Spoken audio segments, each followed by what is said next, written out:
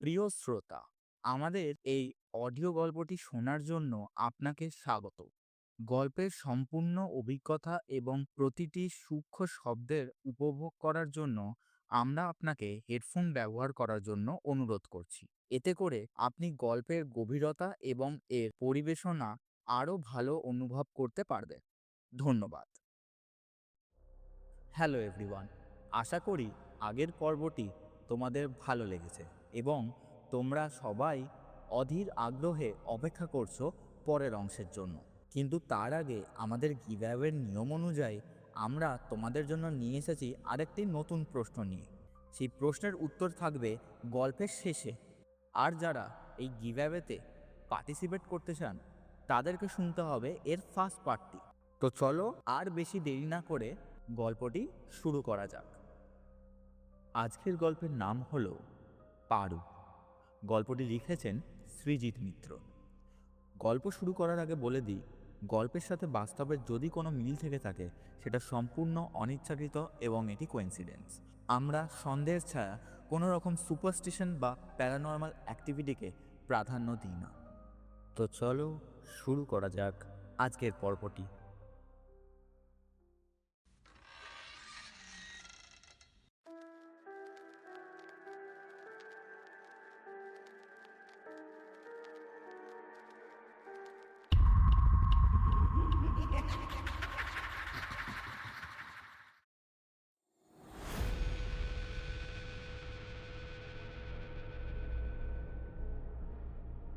অন্ধকার ঘরে আকাশ খাটে শুয়ে আছে, একদম স্থির নয়, অল্প অল্প নড়ছে। তার উপর ঝুঁকে আছে এক ছায়ামূর্তি। শরীরের গড়ন দেখে বোঝা যায় সে কোনো নারী, কিন্তু কিন্তু কোনো রক্ত মাংসের নারী নয়। তার শরীরটা যেন কোনো বায়বীয় পদার্থ দিয়ে তৈরি, পুরো স্বচ্ছ। খাটের ওপাশে খোলা জানলা, সেখান দিয়ে রাস্তার আলো ঢুকে শরীর ভেদ করে পারুলের চোখে এসে পড়ছে। হতভম্বের মতো দাঁড়িয়ে রইল পারুল। তার চোখের সামনে খাটের উপর চলছে নারী পুরুষের কামক্রিয়া। স্বচ্ছ নারী দেহটা একবার সামনে ঝুঁকে আকাশের শরীরের সঙ্গে মিশে গেল, খানিকক্ষণ পর উঠে সোজা হয়ে বসলো। জানলা দিয়ে আসা আলোয় পারুল স্পষ্ট দেখল নারীর মুখের কাছ থেকে কিছু একটা ঝরে পড়ছে শুয়ে থাকা আকাশের উপর। রক্ত? এতক্ষণে যেন হুঁশ ফিরে পেল পারুল। প্রাণপণে চিৎকার করে উঠল সে। এই এই কে কে তুমি? বলতে বলতেই সে লাফিয়ে ঘরের মধ্যে ঢুকে গেল। ছায়া শরীর যেন চমকে উঠল। আবার সামনে ঝুঁকতে যাচ্ছিল সে, পারুলের চিৎকার শুনে মুহূর্তেই আবার সোজা হয়ে গেল। তারপরেই একটা তীক্ষ্ণ স্বর, আর সঙ্গে সঙ্গে একটা ঝাঁকুনি দিয়ে সেটা অদৃশ্য হয়ে গেল। পারুলের মনে হলো সেটা যেন একটা কাঁচের মূর্তির মতো শতখান হয়ে ভেঙে গুঁড়ো গুঁড়ো হয়ে বাতাসে মিলিয়ে গেল। আর ঠিক সেই সময় আরও একটা শব্দ হলো, একটা কাঁচ ভাঙার শব্দ। পারুল হাত বাড়িয়ে ঘরের একটা আলো জ্বেলেই দেখলো দেওয়ালে টাঙানো বিশাল ছবিটার কাঁচটা ফেটে চৌচির হয়ে গেছে। আর আশ্চর্য, ভেতরের ছবিটাও যেন কেমন কুঁচকে ছিঁড়ে গেছে। আকাশের গোঙানি কানে আসতেই চমকে খাটের দিকে তাকালো পারুল। আকাশ কেমন যেন এলিয়ে পড়ে আছে খাটের উপরে। ঠোঁটের কষ দিয়ে সরু ধারায় রক্ত গড়াচ্ছে। গায়ের হালকা নীল পাঞ্জাবিতেও তাজা রক্ত লেগে আছে। দাদা বাবু! পাগলের মতো চিৎকার করে আকাশের উপর ঝাঁপিয়ে পড়ল পারুল। অচেতন আকাশের পাশে বসে এলিয়ে পড়া মাথাটা নিজের কোলে তুলে নিয়ে ব্যাকুলভাবে তাকে ডাকতে লাগলো। দাদা বাবু! দাদা বাবু! দাদা বাবু! দাদা বাবু!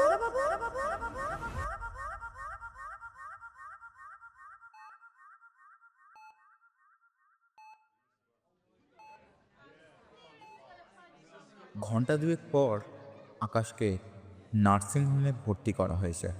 পারুলের চিৎকার শুনে অন্য ফ্ল্যাট থেকে লোকজন বেরিয়ে এসেছিল।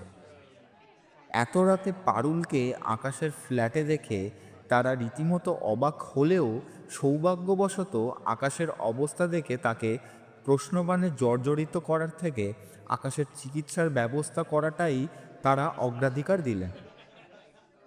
এইমাত্র একজন নার্স এসে বললেন আকাশের অবস্থা স্থিতিশীল, তবে তাকে কড়া ঘুমের ওষুধ দিয়ে ঘুম পাড়িয়ে রাখা হয়েছে। একতলার ফ্ল্যাটের অবসরপ্রাপ্ত শিক্ষক ভবতেশবাবু একটা স্বস্তির শ্বাস ফেললেন। তারপর এগিয়ে এলেন করিডোরের একটা কোণে মুখ নিচু করে দাঁড়িয়ে থাকা পারুলের কাছে। আকাশের খবরটা তাকে দিয়ে মৃদুস্বরে জিজ্ঞেস করলেন, এবার বলো তো, এত রাতে তুমি ওখানে কি করছিলে? পারুল সব কথা খুলে বলল। কয়েকদিন ধরে আকাশের শরীরের এরকম অবনতি লক্ষ্য করা থেকে শুরু করে তার জামায় রক্ত দেখা ছবিটার প্রতি তার সন্দেহের কারণ এবং সেই জন্যই আকাশের চাবি চুরি করে গভীর রাতে তার ফ্ল্যাটে কী হয় তা দেখতে এসে স্বচ্ছ ছায়ামূর্তি দেখা, তার চিৎকারে ছায়ামূর্তির ভেঙে চুরমার হয়ে মিলিয়ে যাওয়া, সেই সঙ্গে ছবিটাও কাঁচ ভেঙে নষ্ট হয়ে যাওয়া, কোনো কথাও বাদ দিল না সে। অন্যান্যরাও তাকে ঘিরে সব শুনছিলেন। পারুলের কথা শেষ হতেই প্রত্যেকেই হতভম্ব, কারুর মাথাতেই কিছু ঢুকছে না। অয় ভোগাস, বলে উঠলেন চারতলার ফ্ল্যাটের সৌমেনবাবু। গায়া করে গপ্প দেওয়ার জায়গা পাওনি। ছায়া মূর্তি, তুমি ঘরে ঢুকতেই সে উড়ে গেল। না না, বুঝানি তো ভেঙে গেল। কি বেরোটা কি? আমাদের গেঁয়ো ভূত পেয়েছ? দোতলার অন্য ফ্ল্যাটের অর্ণববাবু বললেন, আসলে তুমি চুরি করতে ঢুকেছিলে, তাই চাবি হাতিয়েছিলে। চুরি করার ইচ্ছে থাকলে আমার রাতে আসবার কি দরকার ছিল বাবু? কাতর স্বরে বলল পারুল। দিনের বেলাতেই তো করতে পারতাম। দাদাবাবু তো নিজের কাজ নিয়ে থাকেন, আমি কি করছি না করছি দেখতেও যান না। তাহলে নিশ্চয়ই অন্য কোনো মতলব ছিল তোমার। সৌমেনবাবু দাঁতের দাঁত পিষলেন। বদ মতলব? তোমাদের মতো মেয়েদের তো গুণের শেষ থাকে না। ছি ছি, এ কি বললেন বাবু? শিউরে উঠে মুখে আঁচল চাপা দিয়ে ফুঁপিয়ে উঠল পারু। ফোঁপাতে ফোঁপাতেই বলল, আমার যদি বদ মতলব থাকতো তাহলে দাদাবাবুর অমন অবস্থা দেখে আপনাদের ডাকতাম না। যেরকম চুপিসারে এসেছিলাম সেই রকম চুপিসারেই পালিয়ে যেতাম। তাই যেতে ছবিটা পড়ে গেল বলে পড়াতে পারলে না, তখন সাধু সাজবার জন্য আমাদের ডাকলে। সৌমেনবাবু ছাড়বার পাত্র নয়। দাঁড়াও সৌমেন, ভবতেশবাবু বলে উঠলেন, ব্যাপারটা সত্যিও হতে পারে। আমি দেখেছি ছবিটা। ওটা শুধু কাঁচই ভাঙেনি, ছিঁড়েও গেছে। দেওয়াল থেকে পড়ে গিয়ে কাঁচ ভাঙতে পারে, ছিঁড়ে যায় কি? তাছাড়া একটু যেন পুড়েও গেছে বলে মনে হলো। না না, কোনো একটা আনকানি ব্যাপার ঘটেছে, আমি নিশ্চিত। আকাশের চেঞ্জটা তোমরা কতটা লক্ষ্য করেছো জানি না, আমি কিন্তু দেখেছি। ওর মতো তরতাজা একটা ছেলে হপ্তাখানের মধ্যেই একদম ফ্যাকাশে রক্তশূন্য হয়ে গেছিল। কোনো রোগেও এত তাড়াতাড়ি এমন হতে পারে না। জিজ্ঞেস করেও কোনো জবাব পাইনি। আর ওকে যেন খুব অন্যমনস্ক বলেও আমার মনে হতো। বয়োজ্যেষ্ঠ ভবতেশবাবুর মুখের ওপর আর কেউ কোনো কথা বললেন। তখনকার মতো সবাই চুপ করে গেলেন। ভোরের দিকে পারুলকে তার বস্তির সামনে নামিয়ে দিয়ে বাড়ি ফিরে এলেন প্রতিবেশীরা। একবারে বাজারটা সেরেই বাড়ি ঢুকবেন বলে একটু এগোতেই ভবতেশবাবু লক্ষ্য করলেন পুলিশের গাড়িটাকে। তাদের পেছনের গলির হলুদ রঙের 5 তলার ফ্ল্যাটটার নিচেই দাঁড়িয়ে আছে গাড়িটা। কৌতূহলী হয়ে এগিয়ে যেতেই তিনি দেখলেন বাড়িটার সামনে বেশ কিছু লোকজন জমায়েত হয়েছে। তাদের জিজ্ঞেস করে জানতে পারলেন 3 তলার ফ্ল্যাটের এক মহিলার অস্বাভাবিক মৃত্যু হয়েছে। অস্বাভাবিক মানে? খুন? সুইসাইড? ভবতেশবাবু জানতে চাইলেন। না না, বিল্ডিংয়েরই এক ভদ্রলোক বলে উঠলেন, কাল রাত 1:30-2 নাগাদ মহিলার ফ্ল্যাট থেকে একটা চিৎকার শোনা গিয়েছিল। ওনার চিৎকার বলেই তো মনে হলো।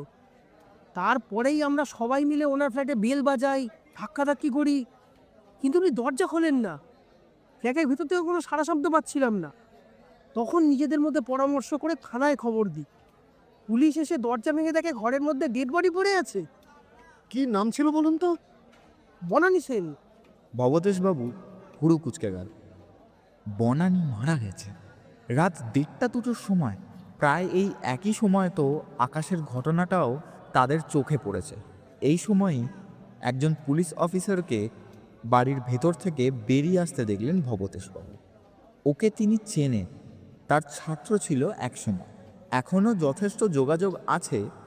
এগিয়ে গিয়ে তার কাছ থেকে ঘটনাটার এক প্রহর শুনে ভবতেশবাবু তাকে বললেন, মৃত্যুটা কি করে হয়েছে বলে তোমার মনে হয় সন্দীপ?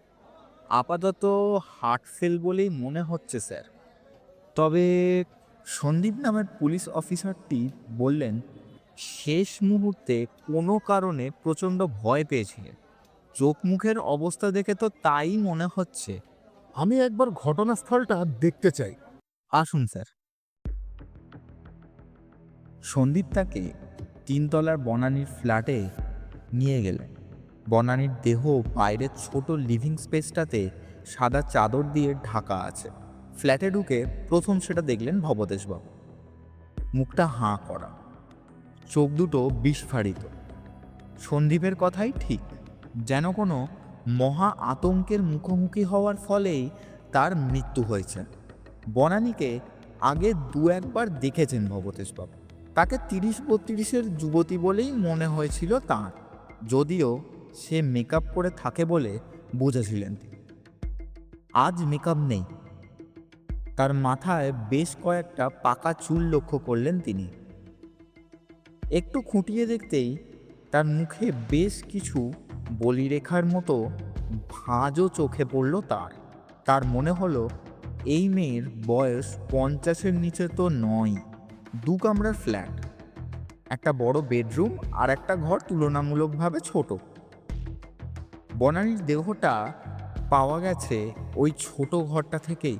ভবতেশবাবু অবাক হয়ে দেখলেন ঘরটার মেঝেতে সার দিয়ে লাগানো আছে ছোট ছোট মোমবাতি, পুরু করে গণ্ডির মতো ছড়ানো রয়েছে অগরু, আর মেঝেতে তেল রং দিয়ে আঁকা রয়েছে কয়েকটা অদ্ভুত দর্শন জ্যামিতিক চিত্র। অনেকগুলো রং বেরঙের পাথরের মালা এদিক ওদিক গড়াগড়ি যাচ্ছে। কয়েকটা ধূপদানিতে ধূপের শেষাংশ গোজা রয়েছে। ঘরের এক কোণে একটা ধুনুচি, সেটাও যে ব্যবহার হয়েছিল সন্দীপের কথাতেই তার প্রমাণ পেলেন ভবতেশবাবু। ঘর তো ধুনোর ধোঁয়ায় ভরেছিল স্যার। মনে হচ্ছে পুজো টুজো কিছু করছিলেন। তবে এত রাতে পুজো করছিলেন কেন সেটা বুঝতে পারছি না। ও যে পুজো করছিল তা দিনের বেলা করা যায় না সন্দীপ? ভবতেশবাবু ঘরের এক পাশে থাকা একটা বইয়ের আলমারির দিকে আঙুল তুলে বললেন, এই বইগুলো কিসের ওপর জানো? উইচক্রাফটের। মেয়েটি ডাকিনী বিদ্যা চর্চা করত। মেঝেতে ওই যে ছবিটা আঁকা আছে, ওটা ওই ডাকিনী বিদ্যারই সিম্বল। কি বলছেন স্যার? সন্দীপ চমকে উঠে বললেন, আজকের দিনে এসব কেউ মানে নাকি? অনেকেই মানে, তুমি আমি তার খবর রাখি না, এই যা। তবে এসব চর্চায় ব্রেন, হার্ট, নার্ভসে অসম্ভব চাপ পড়ে। গভীর কনসেন্ট্রেশন করতে হয় কি না, তাই এক্ষেত্রে মনে হচ্ছে মেয়েটার ডিপ কনসেন্ট্রেশন কোনো কারণে আচমকা ভেঙে গেছিল। এগুলো খুব ডেঞ্জারাস, মৃত্যু পর্যন্ত হতে পারে, সেটাই হয়েছে। সন্দীপ অবিশ্বাস্য দৃষ্টিতে তাকিয়ে রইল বইগুলোর দিকে। ভবতেশবাবু ঘর থেকে বেরিয়ে যেতে গিয়ে পাশে একটা কিসের স্পর্শ পেয়ে থেমে গেলেন। একটা ফটো দরজার পাল্লার নিচে আটকে আছে। সবার দৃষ্টি বাঁচিয়ে সেটা তুলে নিয়ে নিজের পাঞ্জাবির পকেটে ঢুকিয়ে নিয়ে ফ্ল্যাট থেকে বেরিয়ে এলেন ভবতেশবাবু। পারুলের মোবাইল নাম্বারটা নিয়ে রেখেছিলেন তিনি, ব্যাপারটা তাকে বলা দরকার। বাড়ি ফিরেই পারুলকে ফোন করে ডেকে পাঠালেন তিনি। পারুল আসতে তাকে নিজের ধারণাটা বললেন ভবতেশবাবু। বাবু, চেয়ারে বসা ভবতেশবাবুর সামনে মেঝেই বসে পারুল করুণ স্বরে বলল, আপনারা বড় মানুষ, কত লেখাপড়া জানেন, অন্যরকম ভাবেন, এসবে বিশ্বাস করেন না। কিন্তু আমরা তো মুখ্য মানুষ, লেখাপড়া শিখিনি, এসব ভূত প্রেত দত্তি দানব খুব বিশ্বাস করি। আমার প্রথম থেকে সন্দেহ হয়েছিল ও মেয়ে ডাইনি না হয়ে যায় না। দাদাবাবুর রক্ত চুষে খাচ্ছিল। তাই তো ওনার অমন শরীরের হাল হয়েছিল। ঠিক, ও রক্তই চুষত। আর সেই জন্যই তুমি ওর জামায় রক্ত দেখেছিলে। আমরাও তো দেখলাম রাতের পর রাত ধরে বনানী এইভাবে আকাশের রক্ত ওর জীবনী শক্তিকে শুষে নিচ্ছিল। ডাইনিরা এইভাবেই তার শিকারের রক্ত অর্থাৎ তার জীবনী শক্তিকে শুষে নিয়ে নিজের রূপ যৌবনকে এক জায়গায় ধরে রাখে। আমার বিশ্বাস আকাশ প্রথম নয়, এর আগেও বনানী আরও অনেক লোকের এভাবেই সর্বনাশ করেছে। তিল তিল করে তাদের মৃত্যুর দিকে ঠেলে দিয়েছে। ওকে দেখে মনে হতো ৩০-৩২, আসলে কিন্তু ওর বয়স তার থেকে অনেক বেশি। কারণ ওর মাথায় পাকা চুন দেখলাম, এমনকি ওর মুখে বেশ কিছু বলি রেখাও লক্ষ্য করেছি আমি। অবশ্য ও সব সময় মেকআপ নিয়ে থাকতো, যেটা আজ ছিল না। ভবদেশবাবু একটু চুপ করে থেকে আবার বলে উঠলেন, এই গোটা ব্যাপারটা বনানী করত ওই ছবিটার মাধ্যমে। ও বুঝতেই পেরেছিল খালি ফ্ল্যাটে বিয়ে থা না করা আকাশ ওই ছবির আকর্ষণ এড়াতে পারবে না। তাছাড়া ছবিটাও আকাশের ভালো লেগেছিল।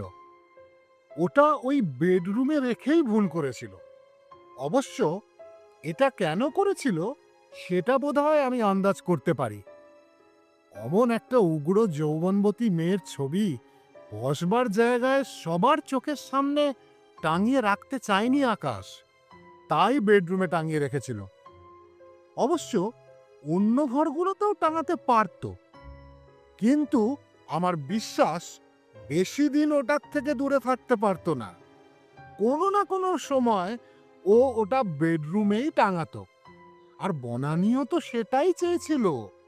ও মেয়ে রাত্রিবেলা পুজোয় বসে আকাশের একটা ছবির দিকে তাকিয়ে, মানে পারুল বাধা দিল। দাদাবাবুর ছবি ওর কাছে ছিল, তাও কি করে সম্ভব? হ্যাঁ, ওর ফ্ল্যাট থেকে আকাশের একটা ফটো পেয়েছি, এই দেখো। বনানীর ফ্ল্যাট থেকে পাওয়া ফটো পারুলের হাতে দিয়ে ভবদেশবাবু বলে উঠলেন, লক্ষ্য করো, ফটোটা রাস্তায় তোলা, আকাশ হেঁটে যাচ্ছে, দৃষ্টি অন্যদিকে। এরিয়াটা তো আমাদের এদিকের বলেই মনে হচ্ছে। সম্ভবত দূর থেকে লুকিয়ে মোবাইলে আকাশের ফটোটা তুলেছিল, তারপর সেটাই প্রিন্ট করে রাত্রিবেলা সেটা নিয়েই পুজোয় বসত। ছবির দিকে তাকিয়ে মনোসংযোগ করত, তাতে ওর আত্মা শরীর ছেড়ে বেরিয়ে এসে ওই মেয়েটার ছবির মধ্যে আকাশের কাছে চলে এসে কি করত তা তো তুমি নিজের চোখেই দেখেছ। প্রতি রাতেই ওইভাবে ছবির মধ্যে দিয়ে নিজের ছায়া শরীরকে আকাশের কাছে পাঠিয়ে একটু একটু করে তার জীবনী শক্তিকে শুষে নিচ্ছিল বনানী। তারপর আবার ওই ছবির পথেই ছায়া শরীরে ফিরে যেত তার নিজের রক্ত মাংসের দেহে। পারুল শিউরে উঠে চোখ বুজে ফেলল। কিন্তু কাল রাতে সে আর ফিরতে পারল না। তুমি চেঁচিয়ে উঠে ওর মনোসংযোগ ভেঙে দিলে, সেই জন্যই ছায়া শরীর আর পারল না তার রক্ত মাংস শরীরের সঙ্গে মিশতে। তোমার চিৎকারে প্রচণ্ড ধাক্কা খেয়ে ছায়া শরীর ভেঙে চুরমার হয়ে গেল, আর খুব স্বাভাবিকভাবেই তার রক্ত মাংসের শরীরটাও শেষ হয়ে গেল।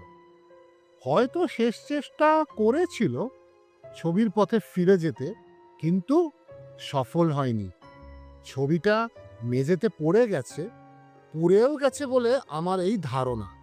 তার মানে পারুল আতঙ্কিত গলায় বলে উঠল, বনানী দিদিগুড়ির মৃত্যুর জন্য আমি দায়ী? আমি ওনাকে মেরে ফেলেছি? হয়তো, কিন্তু ভেবো না, কোনোদিনও এটা প্রমাণ করতে পারবে না। আমিও কাউকে বলবো না, কারণ বললে কেউ বিশ্বাস করবে না। আর এটাও ঠিক, পুরো ব্যাপারটাই আমার ধারণা মাত্র। বলতে পারো দুয়ে দুয়ে চার করেছি। আমার ধারণা তো ভুলও হতে পারে, তাই তুমি নিশ্চিত থাকো, আর হ্যাঁ, এটা কিন্তু ঠিক, আকাশ মানে তোমাদের দাদাবাবু কাল শুধু তোমার জন্যই বেঁচে গেছে। খুব বড় ঝুঁকি নিয়ে তার প্রাণ বাঁচিয়েছো তুমি। তোমার ভালো হোক মা, তুমি সুখী হও। তারপর আস্তে আস্তে মেঝে থেকে উঠে দাঁড়িয়ে বলল, আমি আসি বাবু, দাদাবাবুকে দেখতে যাব নার্সিংহোমে। 1 সপ্তাহ পরে নার্সিংহোম থেকে ছাড়া পেয়ে বাড়ি এলো আকাশ। এখন সে মোটামুটি সুস্থ। ভবতেশবাবুর কাছ থেকে আগেই সব কিছু শুনেছে, শুনে শিউরে উঠেছে। তার বিশ্বাসই হচ্ছে না আজকের এই আধুনিক যুগেও এসব ঘটতে পারে। কদিন রোজ দুবেলাই নার্সিংহোমে আকাশকে দেখতে গেছে পারু। আজও নার্সিংহোম থেকে তাকে নিয়ে আসবার সময় ভবতেশবাবুর সঙ্গে ছিল সে। তাদের বাড়ি ঢুকিয়ে দিয়ে ভবতেশবাবু নিচে তার ফ্ল্যাটে চলে গেছে। এখন আকাশ খাটে বসে তারই বানিয়ে দেওয়া ফলের রস খাচ্ছে, আর সে সামনে দাঁড়িয়ে। খেতে খেতে আকাশ জিজ্ঞেস করলো, ছবিটা দেখছি না তো, সেটা কোথায়? নেই। পারুল দাঁতে দাঁত চেপে বলল, ওই অলক্ষণে ছবি আর এ বাড়িতে থাকতে দিইনি আমি। পরের দিনই টান মেরে ছুঁড়ে গঙ্গায় ফেলে দিয়ে এসেছি। ভালো করেছিস। এবার বল তো, পারুলের মুখের দিকে তাকিয়ে আকাশ প্রশ্ন করল, এসব করতে গেলি কেন তুই? তোর তো মনে হয়েছিল মেয়েরা টুকটাক করছে, তা সত্ত্বেও কেন এতটা ঝুঁকি নিলি? তোর নিজেরও তো ক্ষতি যেতে পারতো। হলে হতো, আমি পরোয়া করি না। পারুল বলে উঠল, আমি থাকতে ওই ডাইনি তোমার রক্ত চুষে খাবে? কিছুতেই না। তোমার নুন খেয়েছি না আমি। হ্যাঁ, নুন তো তুই আমার একার খাসনি।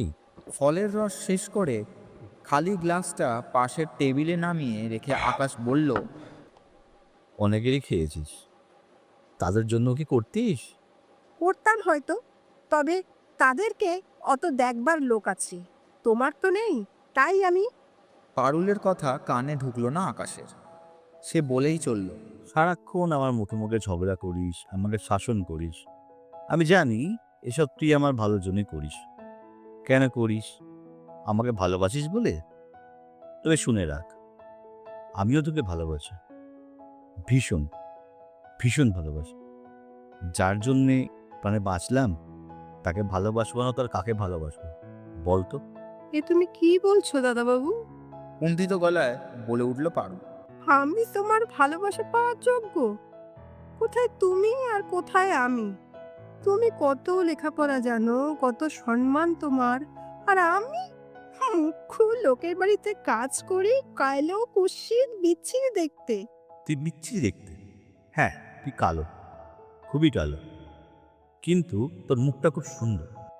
মনে মনে বলে আকাশ মুখে বলল, ওই মেয়েটা খুব সুন্দরী ছিল। হ্যাঁ, তার বয়স অনেক হয়েছিল, অল্প বয়সী সে থাকতো, কিন্তু লেখাপড়া তো জানতো, ভালো চাকরিও করতো, টাকা পয়সা সামাজিক সম্মান সব কিছু ছিল ওর। তারপরেও যে কি করলো সে দেখতেই পেলাম। সে জায়গায় এই গরিব মুখ্য মেয়েটা আমাকে কিভাবে বুক দিয়ে আগলালো, নিজের প্রাণের ঝুঁকি নিশ্চিত মৃত্যুর হাত থেকে ছিনিয়ে আনলো আমায়, সেটাও দেখলাম। তাছাড়া অত রাত্রে কেউ যদি তোকে দেখে ফেলতো, কি ভাবতো বলতো? চোর হয়ে পুলিশে দিত বা তোর চরিত্রে কালি লাগাতো। কিন্তু আমাকে শুধু বাঁচাতে চেয়ে তুই কোনো কিছুরই পরোয়া করিসনি। সত্যিকারের ভালোবাসা মনে না থাকলে এসব করা যায় না পারুল। মায়ের পরে এত ভালোবাসা আর কারোর কাছ থেকে আমি পাইনি রে। পারুল কোনো কথা বলতে পারল না। এক অদম্য আবেগে তার সারা শরীর কাঁপতে লাগলো। শোন, আকাশ আবার বলল, তোর দরকারি জিনিসগুলো নেওয়ার জন্য এখন একবার তোর বস্তি করে যেতে পারিস? কেউ থাকতে পারবি না, আবার এখানেই চলে আসবি। আজ থেকে এখানেই থাকবি তুই। মানে কোন পরিচয়ে আমি থাকবো? লোকে কি বলবে? কেউ কিচ্ছু বলবে না, বলতে পারবেই না।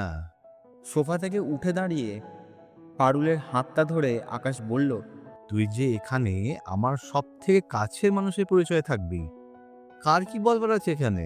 পারুলের সারা শরীর অবশ হয়ে গেল। জল ভরা দুটো চোখে অভিভূতভাবে সে দেখতে লাগলো আকাশকে। আকাশও তাকিয়ে আছে তার দিকে। একদৃষ্টে পারুলের মুখের দিকে তাকিয়ে থাকতে থাকতে সে মনে মনে বলে উঠল, আমার মনে আছে তুই একদিন আর মাকে বলেছিলিস তোর বর নাকি নিজের হাতে একদিন তোর স্মৃতির সিঁদুর মুছে দিয়েছিল। তা আজ আবার স্মৃতিতে সিঁদুর পরে পারুল পাত্র থেকে কলমিত্র হয়ে যা তুই। পারুলের স্মৃতি শূন্য হলেও আকাশ যেন স্পষ্ট দেখতে পাচ্ছে সেখানে জ্বলজ্বল করছে তারই দেওয়া সিঁদুর। শুনছিলেন পারুল বাই সৃজিত মিত্র। পারুল পাঠ করেছেন সোমা কুমার। ভবদেশবাবুর পাঠে ছিলেন রুদ্রদীপ রয় চৌধুরী। অর্ণববাবুর পাঠে কেশব ভট্টাচার্য। আকাশ এবং সৌমেনবাবুর পাঠে পাঠ করেছেন অনিমেষ কুমার। বনানীর পাঠে পাঠ করেছেন সুতপা বিশ্বাস। বিল্ডিংয়ের ভদ্রলোকের পাঠে তন্ময় জানা। গল্পের ভূমিকা এবং সন্দীপের পাঠে আমি ফ্যান্টম। প্রত্যেক সপ্তাহের মতো এই সপ্তাহের শেষ পর্বের শেষ প্রশ্ন আপনার সামনে রইল। বনানীর আসল বয়স কত ছিল? প্রশ্নটি আপনারা কমেন্টসে আমাদের দেবে এবং গল্পটি যদি ভালো লেগে থাকে গল্পটিকে অবশ্যই লাইক করবেন, চ্যানেলটিকে সাবস্ক্রাইব করবেন এবং আপনাদের প্রিয়জনের সাথে অবশ্যই শেয়ার করবেন। আমাদের এই গিভঅ্যাওয়ের উইনারের নাম আমরা নেক্সট সপ্তাহের একটি নতুন গল্পে ঘোষণা করে দেব। ততক্ষণের জন্য ভালো থাকুন, সুস্থ থাকুন এবং ভয় পাওয়ার জন্য প্রস্তুত থাকুন। ধন্যবাদ।